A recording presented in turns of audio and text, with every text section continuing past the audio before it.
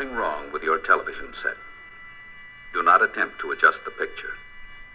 We are controlling transmission. If we wish to make it louder, we will bring up the volume. If we wish to make it softer, we will tune it to a whisper. We will control the horizontal. We will control the vertical. We can roll the image, make it flutter.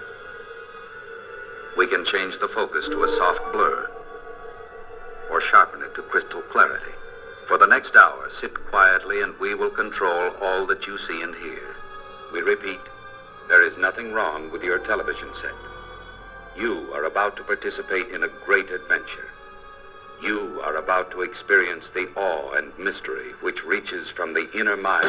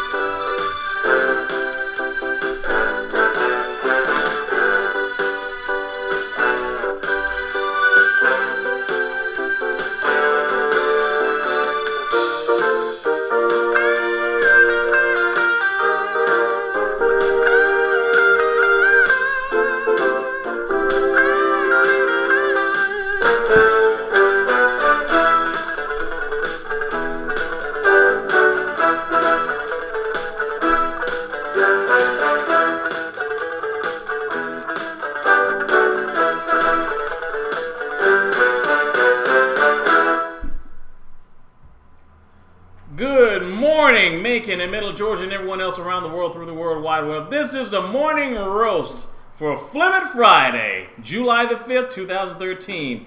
You're live for the Nut House with yours truly, DB and Ed and Earth, right here. Yeah, good morning, everybody. Good morning. Lots going on. How was your 4th? It was wonderful. It couldn't Wet? be better. Yes, very wet, very wet. I really didn't need my umbrella, L-A-A-A, but I was mostly indoors most of the time. As far as food, we didn't have like the regular traditional, But you had something going. Yeah, I had some food. Yeah, we didn't have barbecue, but we did have a serious fish fry. That's for one thing. I will say that. Wow. So not only was it wet, but it was fish. Yes. I guess both of them combined work well, no? Yes, it does. Like fish and water. Something like that. Anyway, I'm looking at my screen and I don't see us up. I'm wondering if we're talking to air. Good morning, Plastic. Good morning, Michelle. Hopefully all of you are doing well. And we're doing okay. I'm a little bit nervous this morning because my new little puppy has been acting sick since I got her home. Yeah. And Eve, you have a dog. I have a question. My little dog keeps vomiting and keeps having diarrhea. Although she does eat, she does scamper around a little bit, but she's been very low key. And initially I attributed it to her personality, but I'm finding out now it's probably because she's not feeling well.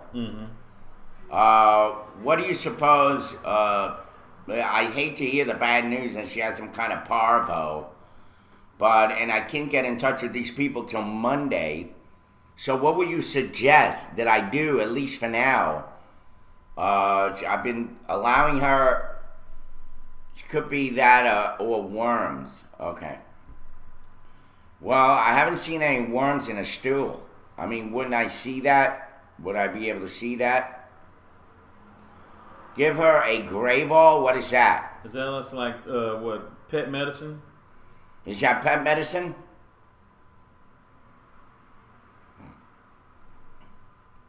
Give her. It would be. Yeah. No, for stomach, for nausea. Okay. Do you need a prescription for that? Yeah. Do I need a dog prescription? Is this a dog thing? Bonamine, no. What? No. Okay. Alright, so I can go to a pet store? Is that where I go? Okay. While we guess wait we'll for the wait. answer, maybe there's a delay. Yeah, maybe. Yeah. Okay. Go to your drugstore. Okay. Okay. All right. Well, and it's called Gravol. Yeah. Okay. Well, I'm Gravol. hoping that she's gonna be all right. I mean, it's got me. I was up all night.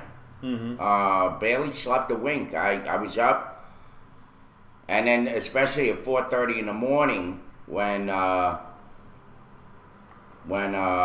looked out to look for her and she was there and vomiting. Yes. But then she eats and everything. Like it's like she drinks a lot of water. She eats, and then she vomits and diarrhea. I just don't know what to do. So I'll try to get that Gravol today, and it could be in the food. No, when she got here, she had defecated in Derek's car and Yes. vomited. Mm-hmm. So on the way here, she already had it. And when I got her initially, she felt a little plumpy. Plumpy, and I was a little concerned about that. And I attributed it. I even said to Derek, she's got around. She's like a little fat dog for her age. She's got kind of big belly, and Derek said, "Oh, it's baby fat. Maybe it's baby fat." That's what. Yeah. So anyway, a little nervous, but hopefully she was gonna have her debut this morning, but right now she's laying down, so I'm letting her. Okay. Nevertheless, I'm glad you're here, everyone who's watching us right now from the Nut House. It's 72 degrees outside in Macon, Georgia. It's 8:08 a.m. Eastern Daylight Savings Time in Macon, Georgia. 72 degrees and cloudy in Macon, as expected, with a high of 85 degrees and a low of 71. There has been, last time I checked, there was supposedly a flash food. It's not flash food. Flash flood. Flash flood. See, Diaz got me going. See, nah. No, I Think about started getting- that. yeah. I would always say flash floods. Yeah. Okay. Go ahead. Well, actually, we have a flash food. Flash flood.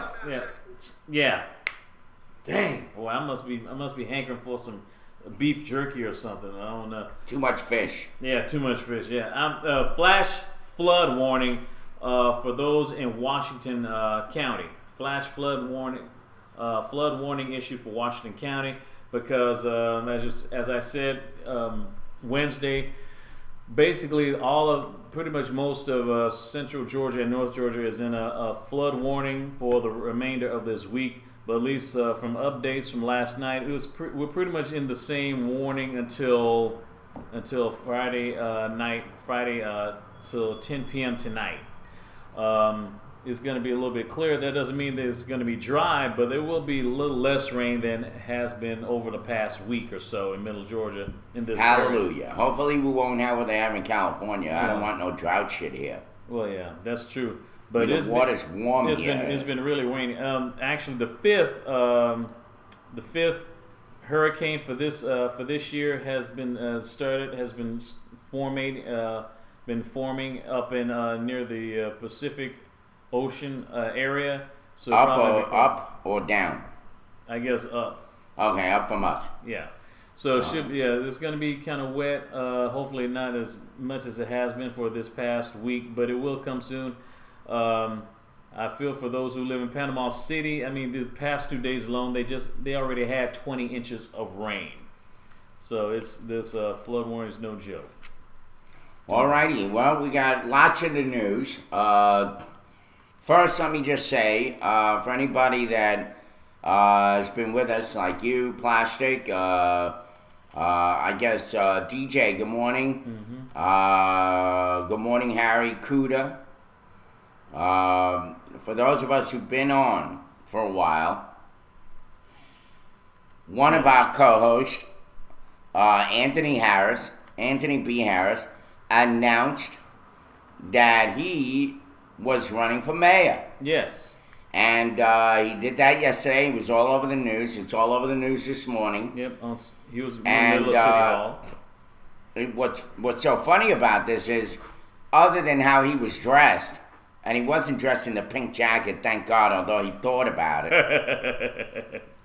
he was in a top hat. In a pinstripe suit. His wife, I guess, recommended. Yeah, that. the pinstripe Mustang.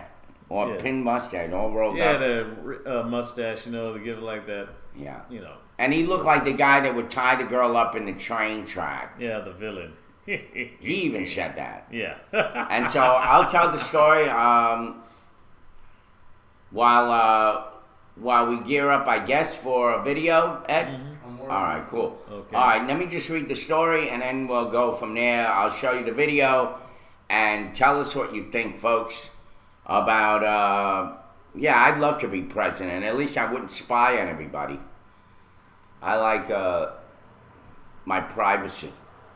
All right, where is it? 1 inch. I don't. Hold on. Oh, there it is. Community activist. Ready? Mm-hmm. Community activist running for mayor in New York, in New Macon, Bibb County. All right. Macon, Georgia. The race has in a new Macon, Bibb County government has another name added to the list. A community activist, Anthony Harris, announced his intent to run for mayor. He says he has a lot of things he wanted to take care of day one if he's elected. Harris said the first thing he'll do if he's mayor is start combing through personnel files of the consolidated government's law enforcement. He's been outspoken about the dissatisfaction with the city and police force after the officer involved shooting death of a man at Kroger's. Mm-hmm. His public displays of opposition have been even landed him in jail. Thursday at his news conference in front of City Hall, Harris says he wants to shorten the Cherry Blossom Festival to just a day or two. That alone, folks, for him to say that alone is about as controversial as saying, I want to get rid of the 4th of July here. Because the cherry blossom here is like the vagina of Macon. I mean, they have People to just display keep on coming, that right? pink flower to everybody. And so... That's kind of funny you called it a big vagina because what? Because people keep on coming? Yeah, exactly. People keep on coming. And not only that, they shove that pink thing down in your face. And you're wondering what the hell it is until later on you figure, oh, it's a flower. Yeah. I'm surprised you didn't call it the Sarjak or something. The Sartak in the big desert in Return of the Jedi. Well, he wants to pop that cherry blossom right in the eyes. Yeah. And But he wants to... actually, they cut it down. He said Cut 1 it to down. 3 days. He said Right. He didn't say a actually, day or two. they said just a day or two. Of course, they get all the stories wrong. He said down to 3 days, and he said that. I was right there. There's some... We may have it on film. When Ed brings it up, this may be the video where he mentions it. He did. And he said, instead of that, what the hell is it? Oh, okay. And add a week-long music concert series. The thing that he talked about was a history of the music in Macon, which is more prevalent and more historical than the cherry blossom. And he also made mention that the cherry blossom tree doesn't even come from Macon, it comes from Japan. And that the music, otherwise, from Macon is born, nurtured, grows here, and is made right here in Macon. So yes, not to mention, in addition to which, there's a Cherry Blossom Festival around about the same time at Washington D.C. Right. But you don't hear as much on the news because we're trying to put all the at least not in Macon because we're trying to get the Cherry Blossom festivities talked about here in Macon, but it seems like we try to cut it down. It's propaganda. Yeah, It's propaganda. known as All right, propaganda. ready for the video? I got 2 videos. Oh, great. Let's go. I can't, you ain't gonna believe how I did this. I was able to get the one off the MAZ. Yeah. Doing a picture. Took me a while to get it, but this one's like his full speech. And Wonderful. the one after is the one from Fox. So All right, folks. Here it is. Anthony B. Harris's debut as candidate for mayor of Macon, Bibb County, Georgia. And what I think is deserved to the indigenous people, i.e. the American Indians. I want to take a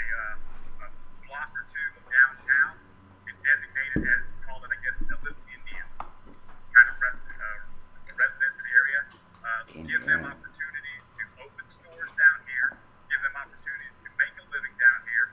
After all, I mean, this was their place originally. I think that's the least we can do for them. To the recent, I guess I'll say, corruption, using that lightly in the police force, I want to completely cleanse the system, the Macon Police Department, which I know will become a sheriff's department. I want to go through every file. I want to do it on a monthly basis if I'm mayor. I want to bring those that are having problems doing their jobs in front of me. And if I think they're not worthy of doing the job, if their job is lacking, I'll get rid of them. I have no problem doing that. If I'm mayor, I'll give 2/3 of my salary back to the city. I'll only take 1/3. That's enough for me to live on and for my family. And also, I want to cut the salaries of those that I think are getting too much. For example, county commissioners, city council at the moment, and some other city workers. I've been in 92, and I voted in the presidential election in 92. And then around that time, I just and what I think is deserved to the indigenous people, i.e. the American Indians. I want to take a block or two of downtown and designate it as, call it, I guess, a little Indian kind of residence and area. Give them opportunities to open stores down here, give them opportunities to make a living down here. After all, I mean, this was their place originally. I think that's the least we can do for them. To the recent, I guess I'll say, corruption, using that lightly, in the police force, I want to completely cleanse the system. The Macon Police Department, which I know will become a sheriff department. I want to go through every file. I want to do it on a monthly basis if I'm mayor. I want to bring those that are having problems doing their jobs in front of me. And if I think they're not worthy of doing the job and their job performance is lacking, I'll get rid of them. I have no problem doing that. If I'm mayor, I'll give 2/3 of my salary back to the city. I'll only take 1/3. That's enough for me to live on with my family. And also, I want to cut the salaries of those that I think are getting too much.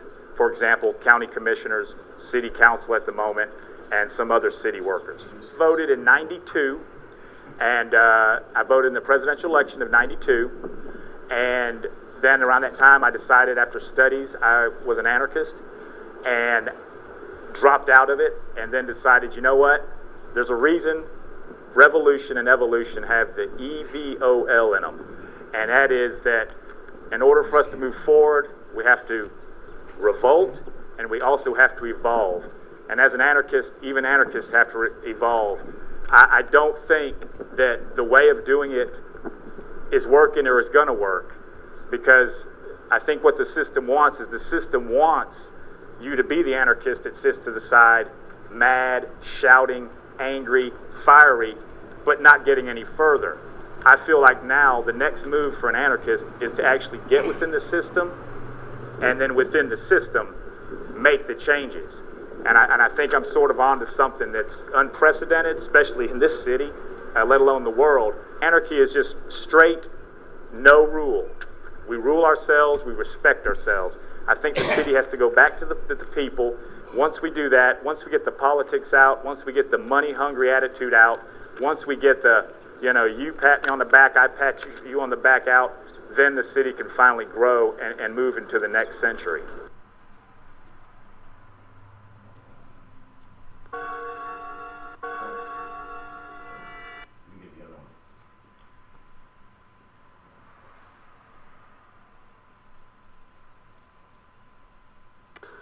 A local demonstrator is once again on the steps of Macon's City Hall, but this time he's announcing his campaign for mayor of the city and county's new consolidated government. Community activist Anthony Harris says he'll be campaigning on a platform that involves cutting wages to public employees and elected officials. The 44-year-old is a 1987 Central High School grad, and he is now making a living from acting and leasing property in the county. His ideas also include shortening the Cherry Blossom Festival to 3 days and bringing in a week-long music festival. He says he also wants to clean up law enforcement in the area.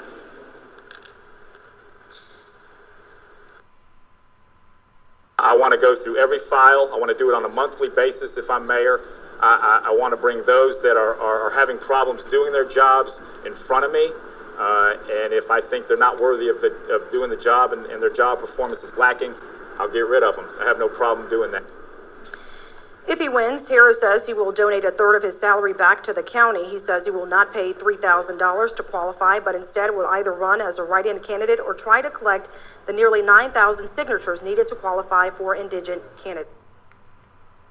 Who's the guy in the kilt in the golf club? Yeah, well, I'm sorry, go ahead. Who's the guy in the kilt with the golf clubs? Oh, he owns the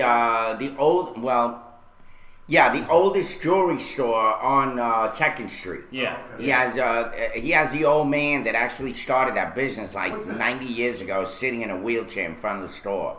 Yeah. Like, I forgot his name, but he was one of the guests that was on the show with Ant and I when we had our WPGA show, The Art Block, with Ant and Derek. yeah. He's a really good guy. He knows Scottish culture. That's where he wears a kilt, and plus Right. he's a fan of Highlander because back when, that's how I met him. Right. Yeah. Well, I met him when I went in there. I bought a piece of jewelry some time back. But I will say this. I agree that the way he's dressed up is a little bit out there. But let me just remind you. Hey, nothing worse than running in on a If freaking David horse. Kuzno can ride in on a horse, and that's what they remember him for, Yeah.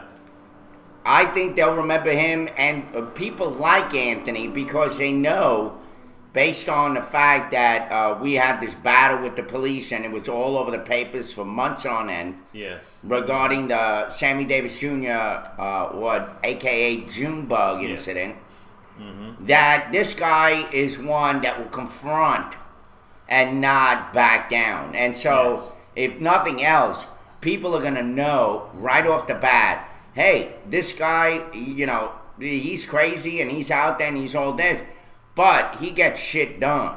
I mean, Yes. he gets it done. He had the whole damn press corps there. Everybody showed up when he said, I'm running. And I think, it looked a little bit odd, but it also shows how odd Macon is in the scheme of Oh, yeah, things. very odd. And wearing a top hat ain't all that bad. No, I mean, it's the not all that mustache, bad. he wore a blue pinstripe suit. Everything else about him was pretty good. I mean, Yeah. He didn't wear that big pink coat. he didn't wear the pink coat, Speaking of although crazy he thought stuff about going it. on, Thank God he didn't, because I would Yeah. not have been in the pictures with him. And of course, I was it's about to get motion sickness myself. Michelle, you Well- too. Like we're in Australia, down yonder. here's the thing. I'm excited for him because at least he's doing something. Yes. Hey, are And- you gonna show everybody your new dingo? Huh? Your dingo, What? Alexis. Oh, Maybe yeah, a big yeah. girl, She's yeah, in the. I'll bring her out on the next break. I'll introduce you to my little new doggy, His new girlfriend. my new girlfriend. Oh, actually, she's my little daughter. I had a baby. But no, really, going back to the big dog here, Anthony. Yes. In many ways, it takes a lot of balls to do what he's doing. He's putting himself out there. He's now making waves. And what my only good morning, Bean. She's not doing too good, Bean. She's still very sick, somewhat, vomiting and diarrhea. I'm really concerned about my little dog. But I can't do anything until Monday when they call me and then they send me to the vet to get her fixed. And before they fix her, I'm going to tell them, no, don't fix her yet. Make sure you fix whatever problem she's got in terms of, because having that and being spayed may be too much on a little body right now. So I'm a little concerned. But anyway, so going back to Anthony, at least, he has the balls to do this. He's stepping up. I know for a fact that he is pretty knowledgeable about money and budgets and where the money should go.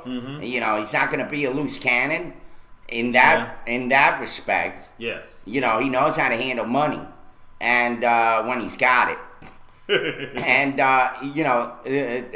some other areas that need to be considered. He talked about taxes. He talked about salaries. He talked about resurgence of the music industry here. Yes. He talked about various things that the other candidates have not even Bother to talk not about. even touched. Nobody has said anything near to what Anthony said in one press conference. What he said in one press conference would equal to what all the candidates said combined together, where everybody's like staying quiet, nobody's saying anything. I mean, there were even questions asked at one time that were asked of that bogus debate that they had at the Douglas Theater, where it wasn't a debate at all. It was just a question being lobbed at them, and then they answered them. And they only had 2 freaking minutes to answer, which is absolutely ridiculous. I mean, some of my diatribes go on for 10 minutes. Yeah. And I don't say much. I can only imagine.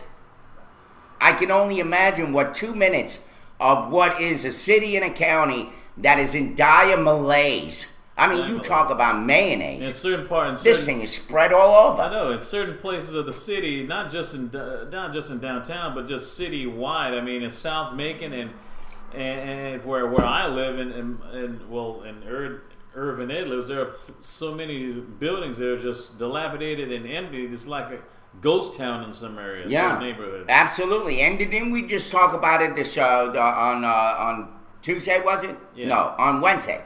Yeah. On Wednesday's show, you and I talked about. We brought up a story about Mayor Rickett, the Third Reich guy, because that's what it is. He's going for his 3rd term, which is like the Third Reich, right? Yeah. This guy. Reich. Yeah. And this guy is being taken into a neighborhood to show him the blight. How the hell are you mayor, 2 terms, going on a 3rd term, which I doubt, running for a 3rd term? Let me not jinx this shit. You're trying to go for a 3rd term, and they have to escort you through a neighborhood that you have been mayor over for the last 2.5 years or whatever term you've had, and now all of a sudden you're going there to discover that lo and behold there's blight, and that we're committed, we're going to commit ourselves. Bullshit. Once again, they come out like roaches. Only when the sugar and the food is out do they come out. They don't come out any other time. He should have been visiting that neighborhood on his 1st term. And instead, what's he do? He pretends that he wants to do something now. Oh, yeah, and it's like a carrot and stick. He has this, and he's trying to hypnotize New you Way Wiener. with his bullshit. The New Way Wiener. He's putting a wiener on you. What do you think, Derek? You live here. I mean, you pretty much Aren't you disgusted with how the mayor candidates are behaving? Very disgusted. I mean, he hasn't done anything for This whole term he hasn't This done whole anything term. except piss money away. yeah, piss money Really away and shitty up. sidestep the thing with the June bug thing. He's the not last 6 kind. months.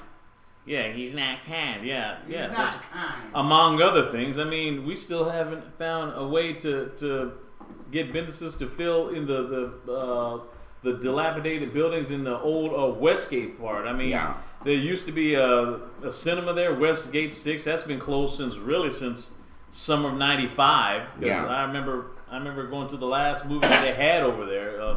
They had 2 of them. I think it was Desperado and Waiting to Exhale. That was back in If I '95. didn't know anybody, I think he's trying to tear this city down apart. Listen, this guy will go to the point where he even He just starts turned to into try a to talk part like of a Atlanta? black guy, A which ghost is town. insulting. But what's the purpose of making it a ghost town unless you're gonna get it acquired by Atlanta, make Atlanta even much bigger? Just making I don't South know, Atlanta? It's still going down the tubes, man. And then what's even worse is you go downtown, you find these places to eat, and it's like $10 for a freaking sandwich. Yeah. Who's gonna pay $9.99 for a damn sandwich? I know. with a couple What are we slices talking of about? meat on it? Downtown? I know. Yeah, nobody's going to pay that. Oh, and by the way, Just like media play. No one's not gonna spend like $15 for one DVD, and it's not even Blu-ray. Where you can get DVDs at Walmart or Movie Stop for $7.50 or even $5. or even less than that. Less than that. now. $1.99. Well, less today, than man. that now because you have Blu-ray. So, Yeah. But what I'm saying about Rickett, going back to Rickett, Rickett then pretends like he wants to make his audience he feel like an endearment towards him, right? Like he wants to soften the audience up. I've seen this guy play this out, okay? This is from the multiple times that I've seen him speaking up on stage.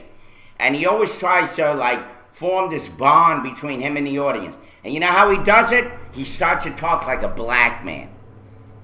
And he starts to yell, and he starts to like, yeah, and he starts to do all that. And I'm thinking, he's insulting the audience. Because it would be like him going to, let's say, a Mexican audience and start to try to talk Spanish and Mexican. Try to like, like they do to me a lot of times when they walk up to me. And they say, ¿Cómo está? I'm like, look, I'm a Brooklyn American boy, all right? I can speak English. Oh, yeah. Somewhat. I have to agree with Michelle Stacy. Y'all and Yeehaw is not talking black. That's Southern. Yeah. If you were saying yo, yo, yo, which, well, if you try to sound like Randy Jackson from American Idol. What's up, Good morning, Ellen. Yeah. What's up, cracker? Yeah. Anyway, What's up, my lean, mean saltine? Keep calm and eat a cracker. Yeah, I'm a world scholar. I see, let me tell you, for me, when I first became a disciple, a Christian, a.k.a. Christian, everybody knows it's Christian, but you can't be, anybody could be a Christian, but they can't be disciple. Anybody that's a disciple is a Christian. That's what Jesus called it.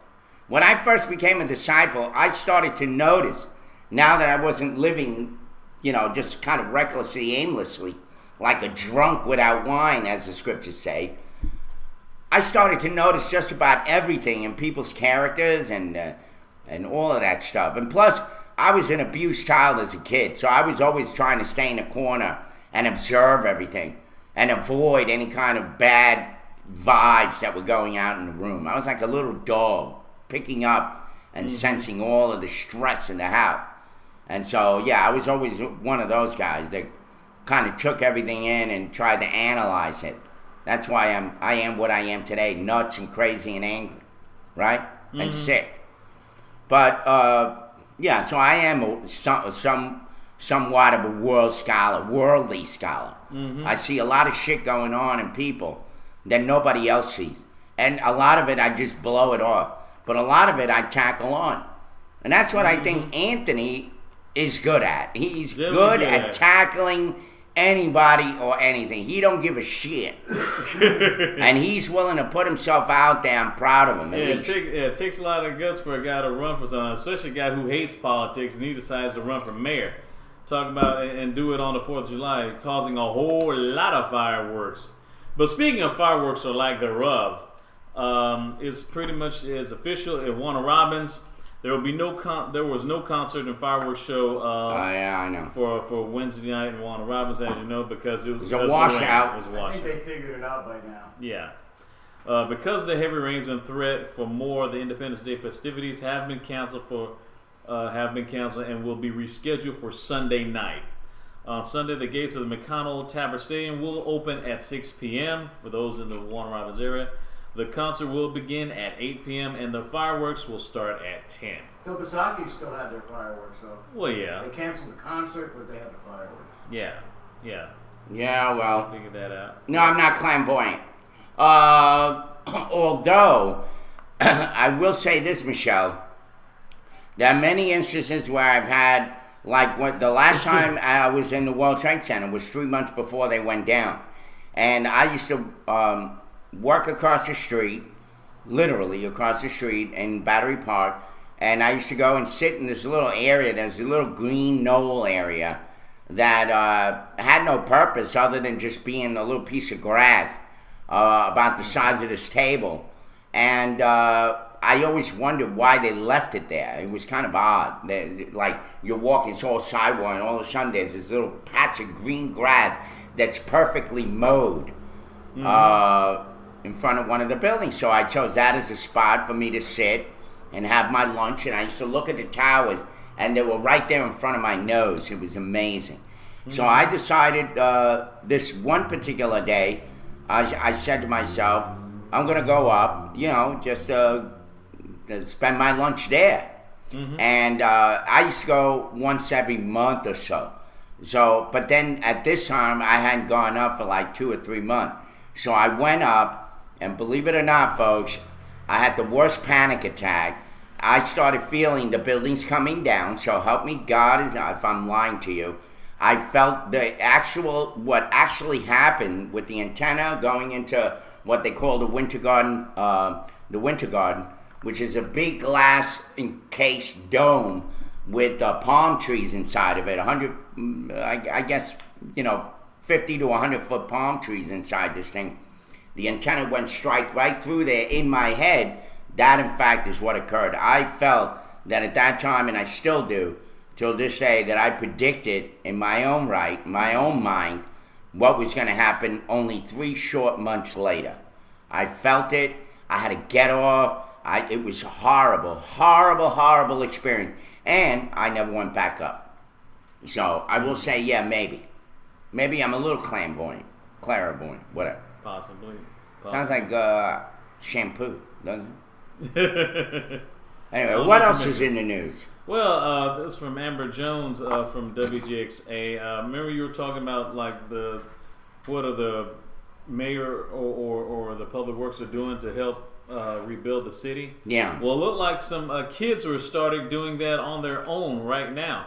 Missionaries Rebuilding Macon. Passport mission campers are taking full advantage of their summer vacation by helping others. More than 200 students from across the nation helped rebuild homes in Macon and 2nd Street. The campers spent the week doing yard work, repainting, and cleaning up 3 homes with Rebuilding Macon. Yeah, director of the Passport team, Zeke Stevenson, said this camp is teaching God's message through fellowship and good works. He said, "I hope that being here this week will empower them to get back and go back into their communities and be the hands and feet right to the people need in their communities. By coming to mission sites, we are putting actions to our faith, and we think that's very important." Rebuilding Macon brings in 1,400 teenagers during the summer, and they're all volunteers. And the Rebuilding Together says their mission is to provide a warm, safe, and dry home to people in need. And so they're rebuilding houses? Well, not just rebuilding houses, but they got to be careful. All of a sudden they build one of these houses and freaking thing burns down. Yeah. Who's overseeing these kids? They're good intentions, but I hear her saying good intentions. They're not rebuilding. The road to hell is paved with good intentions. They're not carpenters. They're just repainting and cleaning up stuff. People, what Public Works should be doing right now. Right. Well, that's what I'm saying. It's the same thing that happened when they started cleaning up downtown Macon. And I said, well, why are you doing that? Where's the garbage department? Why should we be volunteering for shit that other people are getting paid to do? I don't get it. I don't get it either. But I won't pick up garbage because people are just either just so apathetic or just straight up lazy. Yeah. Or stupid. Yeah. Yes, I do have my Nostradamus in me, B.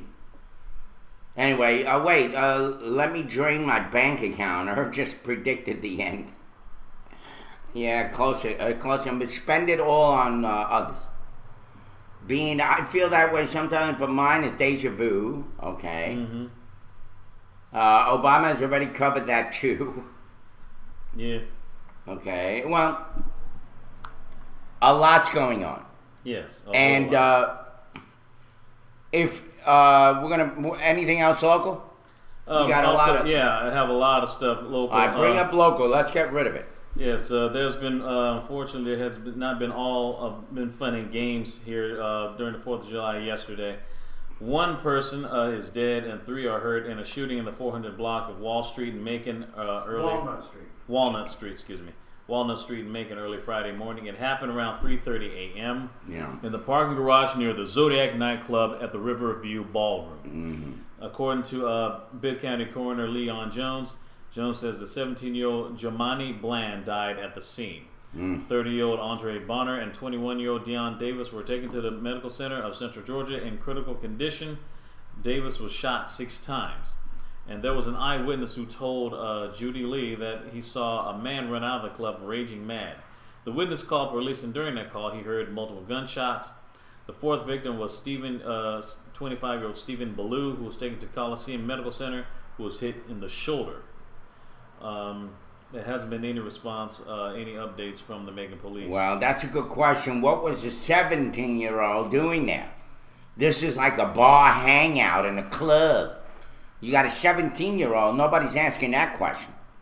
Yeah. So who was the one that shot up? Somebody else? Who was shot? Well, there was one dead, 3 injured.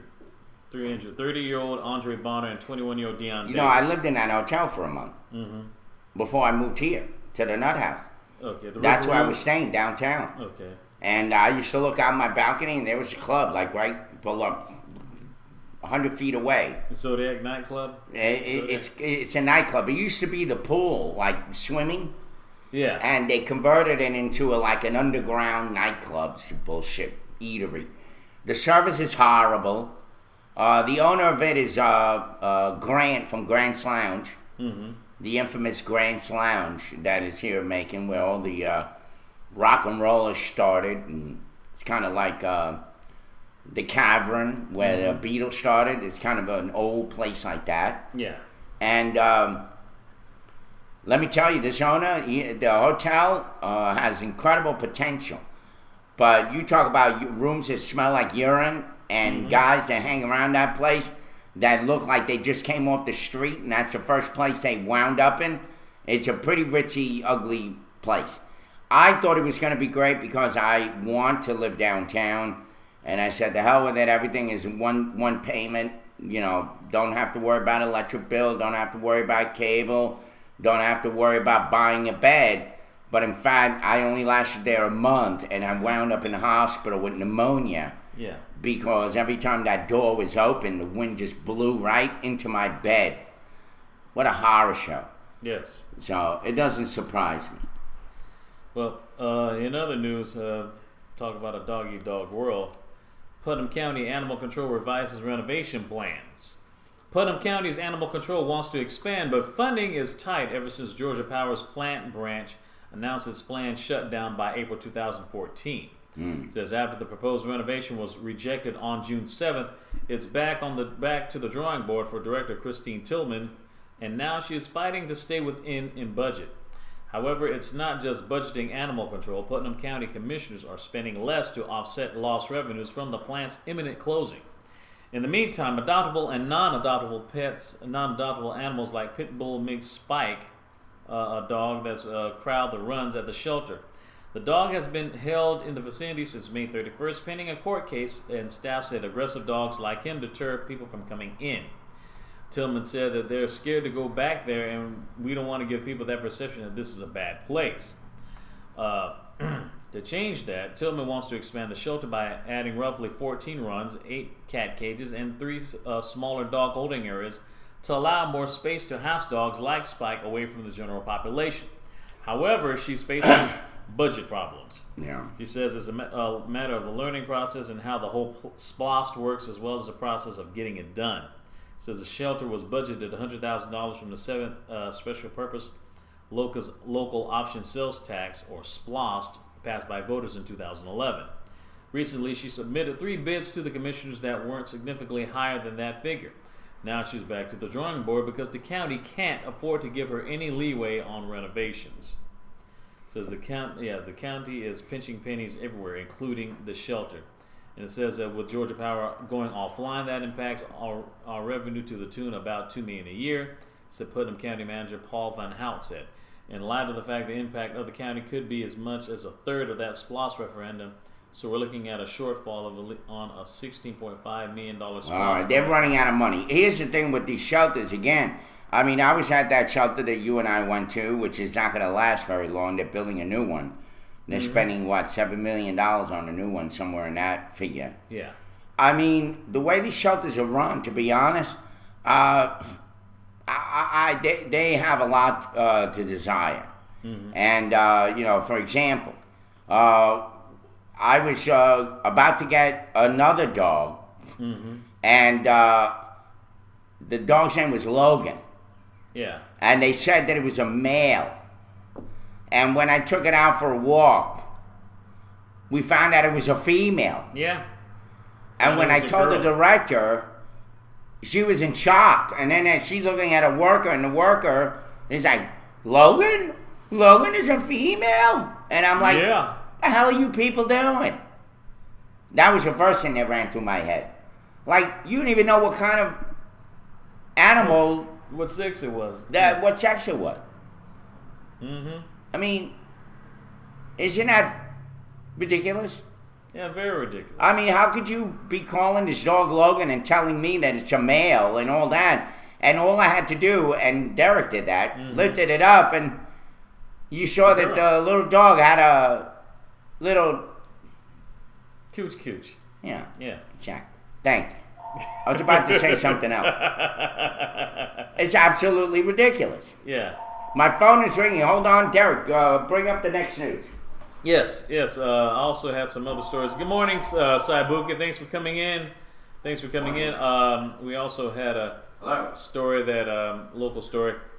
Speaking. There's a pair charged in a hit-and-run death of a Gordon student. Charges have been filed against two people police say were involved in the hit-and-run death of Alexandra Noel Desir. Desir of Locust Grove was a student at Gordon State College, and she was killed as she was walking along Rose Road in Barnesville Saturday night on her way to work to the Huddle House restaurant. Desir was remembered by her classmates and school administrators in a ceremony this past Tuesday. About 8:15 Tuesday, officers in the Barnesville Police Department, Lamar County Sheriff's Office, Georgia State Patrol, and Spalding County Sheriff's Office arrested Bobby Joe Sumner, 39 years old, of 222 Rogers Circle in Barnesville. Sumner was charged with vehicle homicide, leaving the scene of an accident, making false statement to police officers, and tampering with evidence. People say after talking with Sumner, they also arrested Robert King of 2175 Old Atlanta Road in Griffin, Georgia, in connection with the incident. Police identified King as Sumner's ex-boyfriend. King was charged with hindering the punishment or apprehension of a criminal, tampering with evidence, and making a false statement to a police officer, and obstruction of justice. Was this Huddle House? Yes.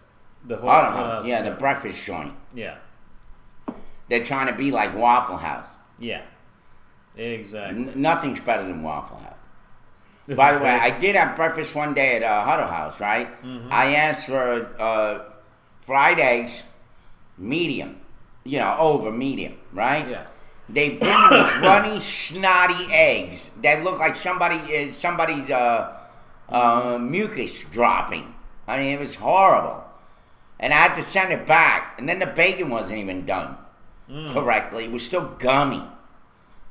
I mean, yeah, exactly. So Huddle House is more like Crab House. It's no wonder why they got people like that in there. Can't even make a freaking egg right. I said what's up with that shit? Yeah, who can eat that shit? That's right, Mr. Mike. Yeah. I agree. Exactly. Runny eggs. I hate that. You tell them over medium, and they bring it back to you all snotty looking. What is that all about? They're just being snotty with me? Yeah, snotty. Yes, exactly. Who knows? Anyway. More junk food for the masses. Yes, Ibuki, you're right. Oh, by the way, welcome, buddy. Good to have you back. Yes. In lack of, I gotta say this. The cooked jizz. Never mind. That is funny. Yes, it looks like jism as well. Go ahead. Mm-hmm. We're gonna go to a story that's kind of reflects that. Another Independence Day news. People continue to visit Lake Tobosoffke yesterday to celebrate America's birthday despite the wet weather. That's a big lake here in Middle Georgia. Yeah. Lake Tobosoffke, whatever. Lake Tobosoffke.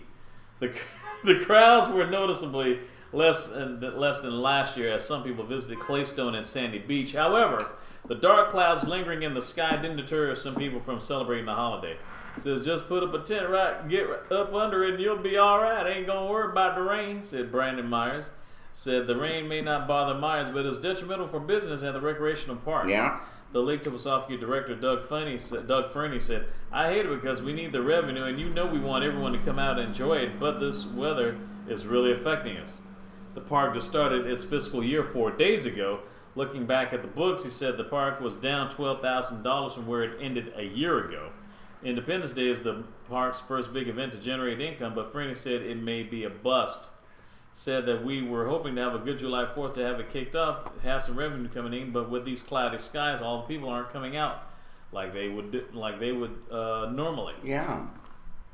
Yes. Well, with all the crap that's going on, and he says he did say rain. that the fireworks did went off despite some drizzle, but the new Screws band was canceled for that evening. Well, Saibuki says they have a heat wave coming. Yes. Saibuki says he has a heat wave coming, and they will smash all UK records. Hypoopnic, be nice. Michelle is, she's a good girl. Yeah, and by the way, she carries a gun, so she'll shoot your ass if you keep it up. Yes. So don't say we didn't warn you. Anyway, no, it's all good. Listen, this cancellation. Everybody knew it was going to be canceled. They mentioned it. They canceled the one at Warner Robins. They canceled the one at Lake Tobo. The band, that is, they still. The only place that there were fireworks was in Egypt. Yeah. So you could have turned on the news and watched, Egypt's Morrissey getting booted out, and look at their fireworks. Same shit. Yeah. They looked the same. It really did look like the American Revolution being celebrated. And you had to knock yourself in the head to realize this is not an American celebration. Yeah. This is Egypt. Well, not just that, but speaking of fireworks, there was a fireworks incident that happened in California. Oh, let's hear that. Yes. They set off another fire. Yeah, well, almost, but very close. A fireworks mishap in a town northwest of Los Angeles has left at least 28 people injured after an unintended detonation shot fireworks into a crowd during a 4th of July display. Says the incident occurred Thursday night last night in Simi Valley, California. Chickens coming home to roost. Simi Valley, that's where they had the first Rodney King trial. 35 miles northwest of Los Angeles, between 8,000 and 10,000 revelers were settling into their seats when a platform holding live fireworks tipped over, sending the pyrotechnics into the crowd. Wow. Authorities estimated that people were about 900 feet from where the fireworks were being launched. Eyewitness Joanne Herrera told ABC News, everybody started screaming, and everyone was supposed to happen didn't happen. It was pretty frightening. A block of wood came shooting down into the side of my leg. This is Rancho Santana Susana Community Park was evacuated, and the show was halted after the incident, which took place around 9:30 p.m. Of the 28 injured, 4 were considered seriously injured, according to the commander Stephanie Shannon of the Simi Valley Police Department. Like some of them, the fireworks were supposed to design to go up to 200 feet in the air and explode, but something was going wrong when basically the fireworks were started shooting out horizontally instead of up. So it was going to the people. Yeah. Yeah, celebrate, you bastards. Here, you can have the fireworks. Right in your face. Yes. So a lot of people hurt. Here's the thing. Why were the fireworks so close to the people? I mean, 200 feet is about what? A couple of football lengths? Not even close to a football length. Damn. 100 yards. Football field. Well, they certainly felt what the American Revolution was like, getting fired on. Maybe they got a taste of that. Authorities had basically, after they started shooting out, the authorities evacuated the field and waited for the Ventura County Fire Department bomb squad to respond to deactivate the unexploded fireworks. So the fire department said the injured were transported to Simi Valley Hospital, Los Robles Regional Hospital, and Holy Cross Hospital. Fireworks gone wrong. Yes, definitely fireworks. Well, I mean, you want to go out with a bang, but not like that. Listen, it's almost guaranteed. Every 4th of July, you're going to have people blowing their fingers up, somebody starting a fire. Where's the kaboom? There was supposed to be an earth-shattering kaboom. Yeah. Yes. It certainly was. And it's shattering kaboom. They're making me very angry. Yeah, a lot of people must have been angry, all right. Yeah, especially when they get a... Running around like cattle. there was supposed to be an earth-shattering kaboom. Yes, you would be upset too. You had a bottle rocket aimed at your behind. Michelle Stacy said that, I guess her husband from England, he says Americans love to blow shit up. They do. We like to drink and we like to And blow B shit said it up. right. Yes. They like to show power. Like, yeah, we're all down. We can Yes. blow shit up. I like getting an empire, but that's a whole other story. But anyway. Well, Instead of creating an empire, but that's a whole other story. well, yeah. Well, good luck, people. Whoever's injured, I hope you get better. Yes. Next definitely. year, like I said, watch it on television. Mm-hmm. Don't go near it. Speaking of some more fireworks back home here. Okay, good. The Bibb County Sheriff's Office is investigating an armed robbery early yesterday morning at the Comfort Inn and Suites Hotel at 3935 Albright Road on Macon's north side, somewhere near Yeah, near Riverside up Drive, north, yeah. According to the sheriff's offices, witnesses told police an armed man went into the lobby of the hotel around 2 a.m. and demanded that the desk clerk give him a computer, cell phone, and cash. With the items and an undisclosed amount of cash, the man left the hotel and got into a sedan and drove away. Witnesses could not provide a description of the car or its tag number. The suspect was identified as a white man, about 5'7", 5'7", medium build, wearing dark clothing and a white mask. The sheriff's office. White man in a white mask. Yes. That's really breaking tradition around Yes, here. I don't think. Yeah, I don't think that's a Lone Ranger. The sheriff's office asked if Arnold anyone. Silver. Yes, the sheriff's office asked if anyone with information about the crime can call them at 468. Oh, yeah, I know exactly where it's at. 746-9441, or the Macon Regional Crime Stoppers at 877-68-CRIME. Yeah, Well- it's up by Outback. You know where Outback is in North Macon. Yeah, Mhm. yeah. Right Yeah. around the corner. Yeah, I know exactly where that. Yeah, I looked into that hotel to stay in, but it was in the north. I don't want to live in the north. I want to live downtown in the city. Anyway, we also have mosquito spraying going on, Yeah. and that's going to be happening. I guess we're all going to be poisoned because God only knows what this shit has in it. But hey, it's better than getting bitten. Last night I went out for like 3 minutes. All my legs, I had about 10 mosquito bites. Yeah. So they're out there in droves. Yeah, they're supposed to be spraying from 7 p.m. to 11 p.m. Yeah, from 7 to 11 in areas 24 and 25, whatever that means, weather permitting. Areas 24 and 25 includes Kingsview, Kitchens Row, Wall Creek Circle, Cumberland Drive, Allendale Drive, Treadwell Drive, New Clinton Road, Alta Vista Avenue, Shady Road Place, Joy Cliff, Page Drive, Malibu Drive, Bethune Avenue, Fairway Drive, Warpath Road. Look at that. State Highway 22, State Highway 49, Morrow Avenue, Boone Street, William Street, Norris Street, Maynard Street, Fort Hill Street, Main Street, Church Street, Coliseum Drive, and Peachtree Street. All those streets are going to be Sprayed tonight for weapons of mass destruction are going to be unleashed Yes. to kill all those gigantic mosquitoes that we have here because they're getting, believe me, Yes, with the way WMDs. these people eat around here with Weapons of unhealthy mosquito fatty foods, destruction, we yeah. got some fat ass mosquitoes in Macon, Georgia. Yes, we do. Yes, we do. We got to find a picture of a fat mosquito, Ed. Yeah, definitely. Show the people how fat they can One more get local around story before we close in. There's a body found in Ocmulgee River in Telfair County. Telfair County Sheriff's Department is working on an active homicide case after fishermen found the body of a dead woman floating in the Ocmulgee River. Yeah. The discovery was made around 11:30 yesterday morning in Jacksonville River Landing. Chief Jimmy Johnson of the Telfair County Sheriff's Office said that the body appears to be of a white female between 40 and 50 years of age. Telfair officials checked with neighboring jurisdictions and said the body does not match any reported missing persons cases. The remains have been taken to the GBI Crime Lab in Atlanta for analysis, so anyone with information of this case is asked to call the Telfair County Sheriff's Department at 229-868-6662. Okay. crime, whatever. Another accident, I guess.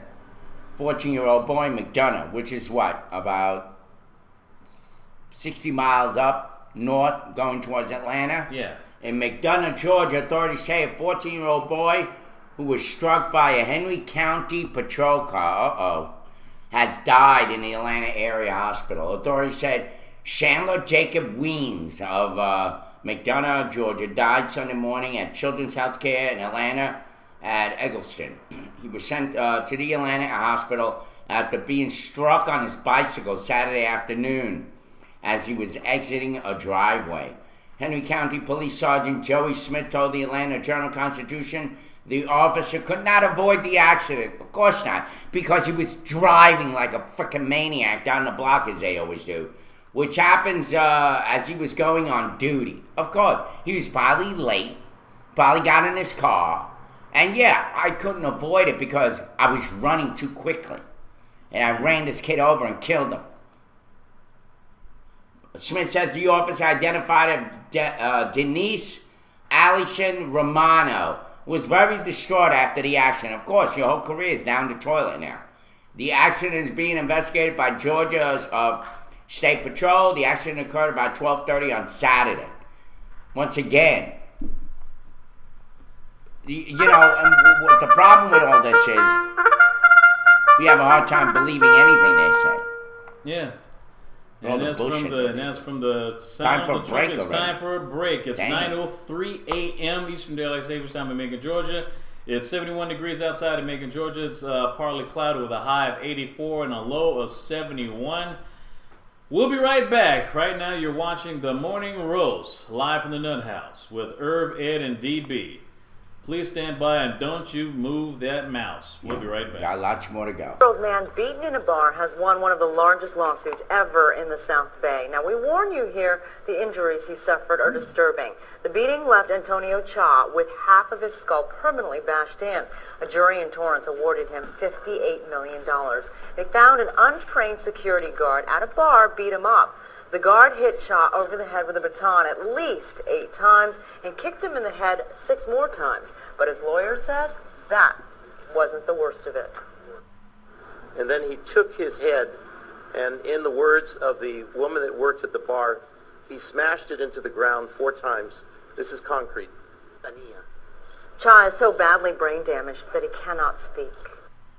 At least 3 people are facing charges after being caught allegedly sneaking contraband into Middle Georgia state prisons. The Georgia Department of Corrections says last week Telfair State Prison Officer Byron McCrae was caught giving 12 bundles of tobacco wrapped in electrical tape to an inmate. He's charged with violation of oath of office and trading with an inmate. A volunteer at Dooley State Prison was caught last Wednesday trying to smuggle 13 cell phones with batteries and chargers and soap she said was donated to the prison. In a Johnson State Prison, and inmates' visitors were caught bringing him cigarettes, compact discs, and pot over the weekend. Sheriffs in both counties say arrests for smuggling happen weekly and many times involve detention officers. They say cell phones, cigarettes, and pot are choice items to be smuggled into Georgia state prisons.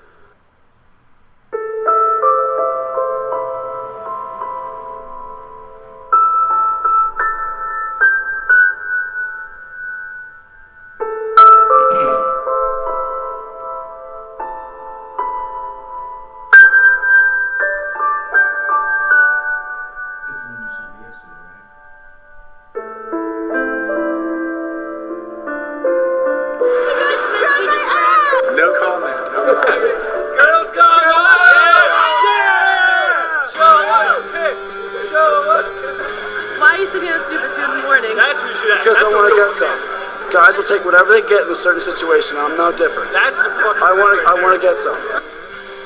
So my definition of sexual harassment is when the girls advantage- do not advance it on a girl girls or the men that doesn't want it. No, wait, don't say just girls. It's men too. Men No, too. men Men also also get accused. on a person that is extremely fucked up. When you don't know the girl's name and you touch her breast. A couple comments, not bad. I think it's ridiculous that on the Penn State campus you can't even go to a party without a guy thinking he has the right to grab you or touch you. And I really think that guys need to learn to be more respectful because they don't have a right to every part of a woman's body without even asking them. If say these girls walk by and I started yelling at them, and then they kept going, and I just kept saying shit like, yo, take your shirt off, that's probably not, they probably don't want to hear that, right? touching a girl's boob. You think that's, what about just like saying like, hey baby or whatever, you think that's considered sexual harassment? No. But you think that's okay, even if it makes me feel uncomfortable when guys do that? If I'm walking down the street, you're like, hey baby, like nice ass. You don't think that's sexual harassment? No, not at all. You'd be like, my definition is when I see a hot girl and I whip my dick out and I skeet on her. Like, does that count? Sexual harassment is when a girl or a guy unwantingly is forced into a sexual position. Advancement.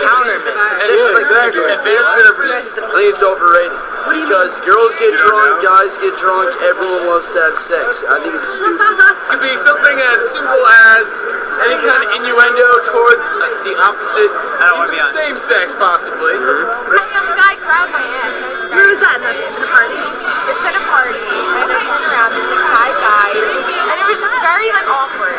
It just was cool, like I don't know. No, those kids, they were kind of creepy. They made us touch each other. I don't like it. We had to dance like this. I don't like it.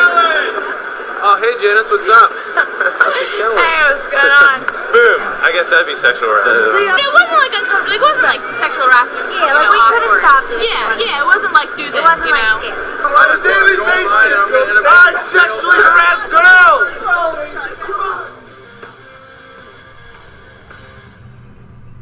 If a girl dressed slutty, she wants the cock, alright? You think that's what it is? That's what I think. I'm sorry. Do they ask for it when No, they I don't think they ask for it, Yeah. but I think they want to fuck. Yeah. Do you? Yeah, I don't think it's like, hey, rape me. If a girl's gonna wear something like that out, she's fishing for compliments or fishing for statements. Yeah, you're gonna get yelled at. Why though? I don't know. We like girls. Bad luck. Bad luck. Sexual harassment is a guy's fault, but it's also dependent on how a girl dresses. You are showing off a little bit cleavage. It's good. Which is but it's a good thing. You're like, hey guys. You're saying, hey guys, we're here. That's all. Wow, that's a short skirt. So what? That's hot. Oh, is it? As a Penn State student. Do you think it's okay to tell a girl that she looks hot because she's wearing a skirt like that? When I'm drunk, fuck yeah! Are you gonna? I saw how some of you were dressed, and I didn't take notice. And we go to private Christians. You go to private school. We go. No, you should. We all go to and I private did notice. Christian I was like, wow, they are good-looking girls. Yeah. And I think if I was a bit more of an asshole, I would have said something kind of crude. So I think it's totally dependent on how you dress. You saw me dressed like this. Would you think I was asking for sexual harassment? So no, like no matter how you dress, you're never inviting someone. Well, if you were naked, maybe. I feel like you should be able to wear whatever you want. Yeah, if literally your skirt is up to here, then maybe you are giving that impression. But regardless of you're giving the impression, does not give anyone a right to touch you or grab you.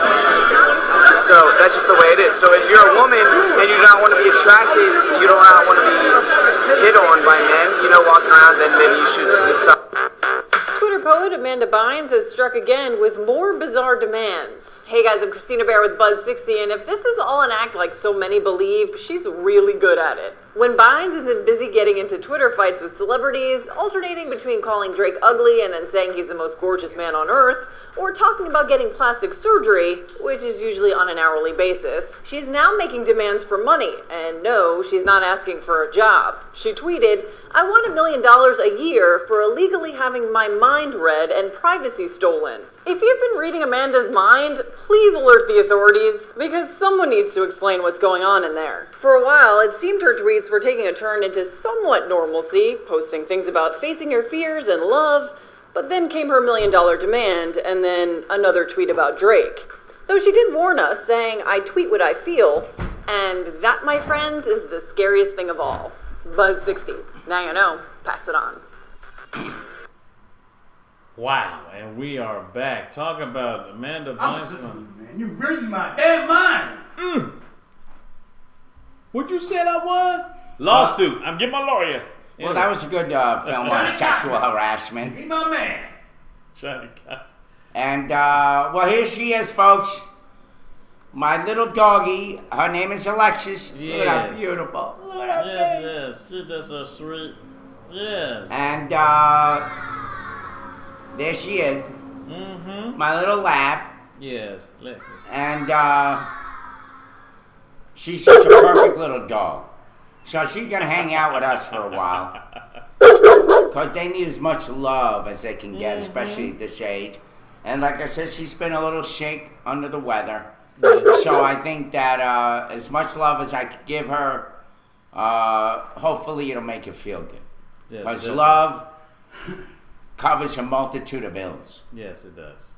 Sins, whatever. Yes, anyway, she's a very nice one. Very nice she's a brown, a lab. Mm-hmm. I don't know if she's chocolate, because chocolate's a little bit brighter. Yeah, browner, yeah. Browner, but she is a brown lab, and I love her already. Mm-hmm. It's amazing how love can be like that, momentary, immediate. Yes. I don't mean momentary where it doesn't last. I mean momentary where it just spurs on immediately. Love at first sight. And anyway, she's great. I'm so glad I have her. And she's going to grow. I mean, labs grow up until how many pounds, folks? Y'all know. You just said between all brown labs are called chocolate labs. Okay, Shibuki, thank you for correction. Yeah, that's what I told you last night. It's usually around 55. There's black labs, chocolate labs, and what's the other one? 85 pounds. Golden, yeah, yellow or golden lab. 85 pounds. So she's going to be a nice big dog, but she's a female, so she may be smaller than the male. Probably 55 or 60 pounds at best. Probably. Yeah, I will take care of this doggy. I was up all night, concerned because she was vomiting a little bit, and of course she had diarrhea. But she's been eating, and she romps around a little bit. But you know how puppies are; they like to jump around. She does that for a little while, and then she back down on her, belly. Just can try. I guess the tile floors that we have here cool her off as well. And body temperature was a little high. She's got a warm nose, but today her nose is nice and wet, so she feels like maybe she's getting better, and that's my hope. And thanks to those who gave me some solutions, especially Eve. Thank you for giving me that information. We're gonna go out. Hopefully, I'll go out later and get some Gravol or whatever they call that for the stomach. See if that'll help. Anyway. We got some other news. I wanna talk a little bit about the fattiest foods that have been by the Consumer Reports. It says that Long John Silver, or Long Dong Silver, as I call it. Long John Silver's. Yeah, Long John Silver. The restaurant, not the porn star. Right, exactly. Serves America's fattiest meals. This is a fish place. What? Yeah. But they serve the fattiest foods. You see that? More than McDonald's? Yeah. Never judge a food by its color or plate. Cover. Yeah, by plate. Maybe it shouldn't be a surprise that a meal of fried fish, onion rings, and hush puppies is bad for you. But Consumer Reports Group this week slammed Long John Silver's Big Catch meal as the worst for your health that almost anything else you could possibly eat. Lab tests released Monday found that the Fast Seafood Joint Signature Meal holds a whopping 33 grams of trans fat and 1,320 calories. That's 16 times the maximum amount of trans fat that you should get daily, according to the American Heart Association. The Center for Science in the public interest calls that the quickest way to clog your arteries is the fast food business. Long John Silver uses partially hydrogenated frying oil, which the group says most restaurants are nixed from their ingredients thanks to lawsuits and government restriction. Wow. And Dr. Walter Willett, who runs the nutrition department for the Harvard School of Public Health, said in a statement posted on his website that this kind of oil should be obsolete by now. That's a stupid word. I think it should be banned by now. Well, yeah, hence the word obsolete should be taken. Well, I might have been defensible.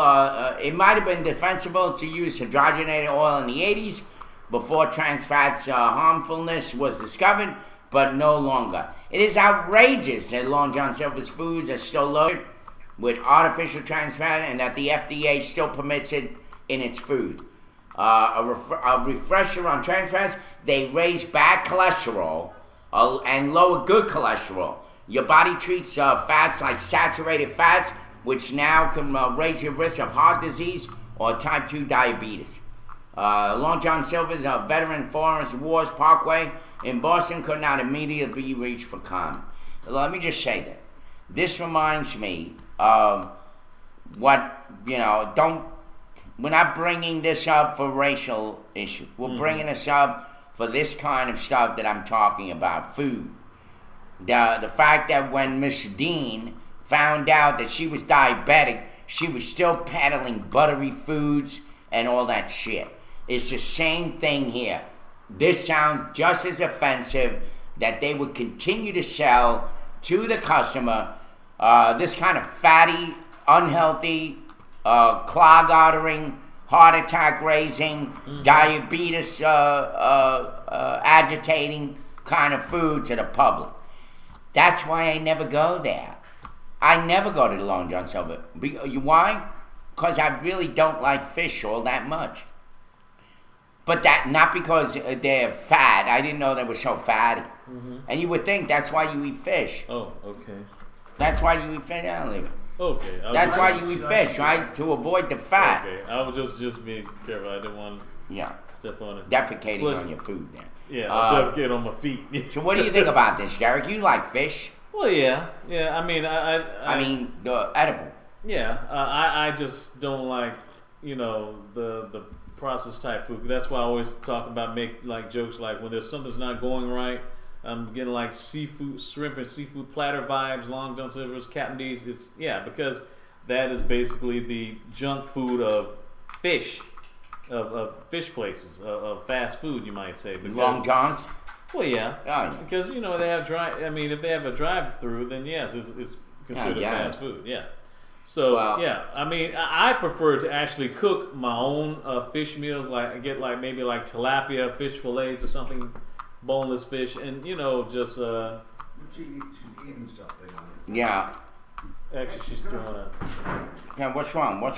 Oh, she spit up. She spit up. She spit up. Leave her alone. Don't worry anyway, about it. She's been sick.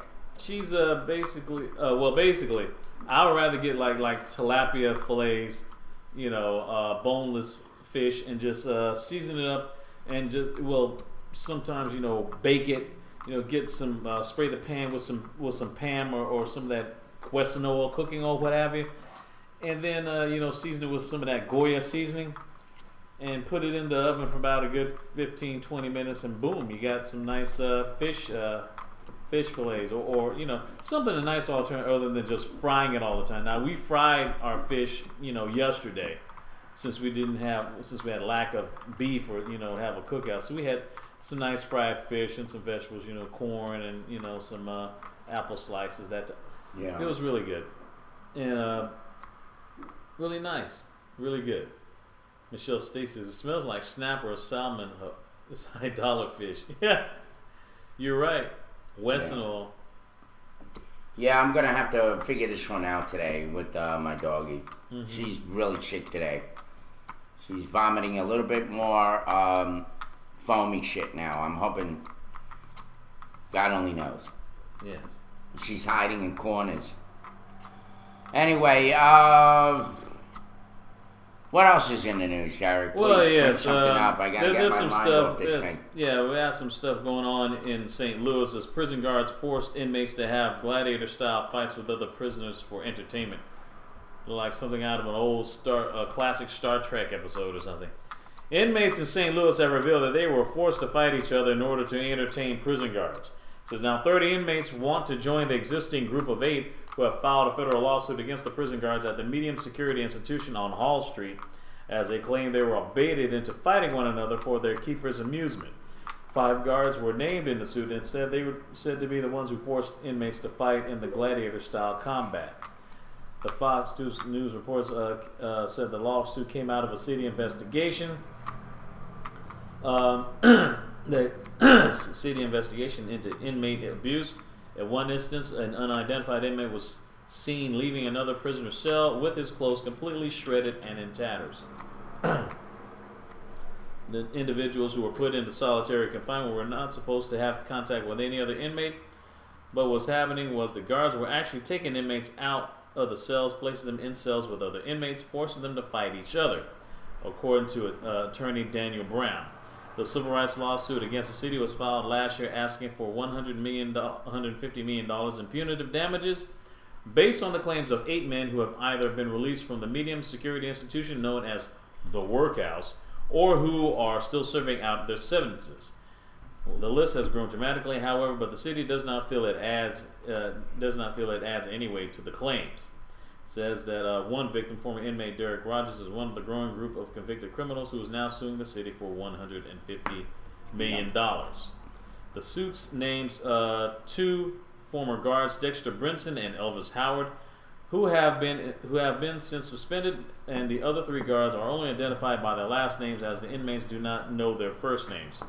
That has not deterred Mr. Brown and his clients, who feel they need to have evidence on their side. They said, "We know that is not true, of course, but we got the video, and at the end of the day, once jurors see that video, I think they will be on our side." So, well, they want to fight, right? No, they getting them to fight. The guards. Well, listen, when I was at the LEC for a couple of weeks that I did a stint, the guards actually had one guy that was like the gang leader of that cell block. When I told that to the sheriff, when I sat down with him, he could not believe it. He started writing on his pad right away. I said, "You go into that inmate's C-119, and you're going to see, not only you're going to see that place furnished to the hilt, but you're going to see his name tattooed all over the walls, like with perfect stencil. Mm-hmm. Like he's got this beautiful freaking cell that the guards allow him to have. And, by the way, Mr. Sheriff, your inmates are the ones that do the disciplining. And once again, he was in shock. So let's see, what happens from there. But I'm going to follow up with him on it and say, was there anything done about what's going on at your LEC, where you're allowing inmates to be pampered and taken care of so that they can